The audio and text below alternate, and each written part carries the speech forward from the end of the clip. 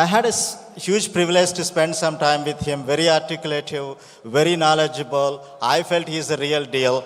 And the future of Amaravati is in safe hands. Trust me. And thank you for accepting our invite. And I'd like to invite our moderator to moderate this session, Ravi Tochampudi, stage.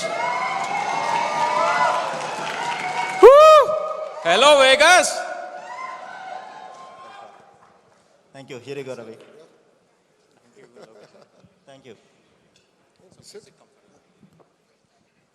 So, first of all, thank you, IT sir family, for giving this incredible opportunity and then spending time today with our own Honorable Minister for the state of Andhra Pradesh for technology and then electronics and especially with some of the things basically that you're working on. So first I want to congratulate on the victory that you have actually achieved. So just want to understand, has it sunken in and how do you currently feel for that? First off, thank you IT sir for having me here. Our journey is not new. I remember working with IT sir way back in 2017 when I became the first time IT minister. So thanks for having me, really appreciate it. Please give a round of applause to our minister. And also one of the other, sir, I wanted to also understand what was the important lesson that you learned from your father in Chandrababu Garu, especially given his expertise in bringing the innovation to the state. No, I mean, you skipped a question. So which is? You didn't let me answer the first question yet. And I love questions, so. I mean, to be honest, victory was certain. But I think this kind of mandate took everyone off guard. This mandate has increased our responsibility. It's a great responsibility on our shoulders. We take it with all humility. There are a lot of aspirations that people of Andhra Pradesh have. And as a government, we really need to be focused on delivering on those aspirations. So I think we're going to meet midways in terms of delivering on that.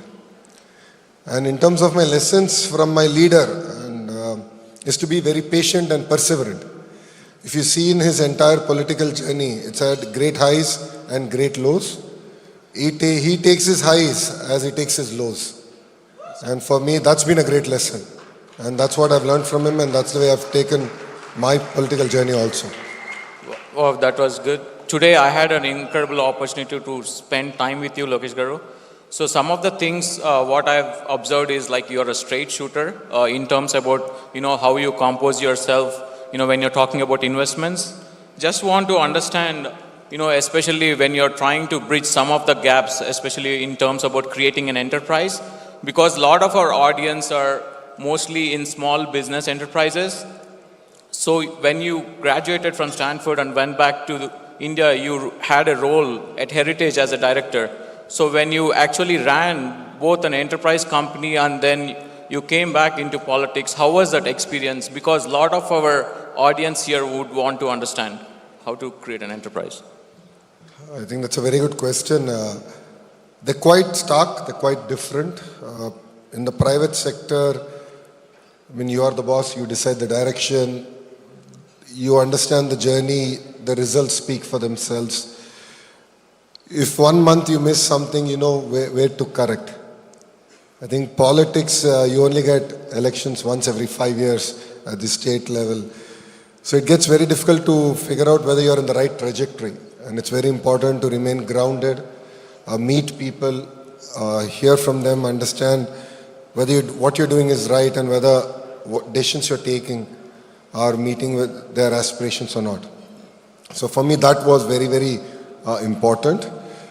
I think both journeys are mutually exclusive, but one thing I have learned being in the private sector and now in politics is building your team. You need to decide early on who can take you to a logical conclusion. I mean, who will be part of your journey. I think that's very important because when I joined Heritage, we had a crisis. Things were not good. We were losing a lot of money because of our retail expansion. Dairy was not bringing in that much of profit. So I had to decide early on the direction, trajectory of the business. Then I had to figure out whether the leaders believed in that vision or not. And based on that, I had to take decisions. I think politics is all about that also. I think you need people who believe in your vision, but also have that boldness to correct you when you're making mistakes. So in that sense, in terms of building your team, building the leadership in both organizations is something that I find very similar.